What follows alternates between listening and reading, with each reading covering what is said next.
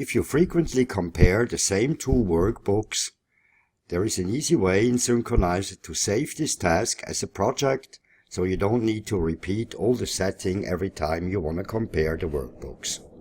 Let me show you how that works. We start with opening our two workbooks.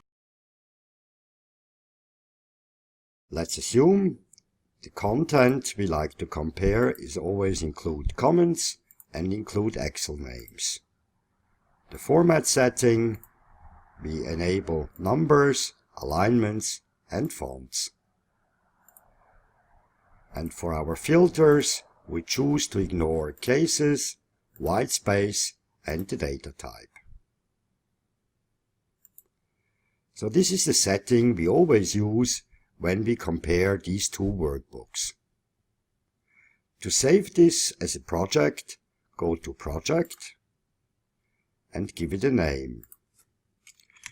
Tutorial. Hit Enter to save it, and from now on you can just retrieve it and start comparing these two workbooks right away.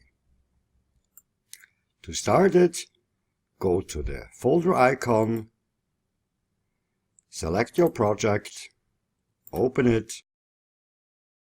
Two workbooks are opened and all the settings are in already.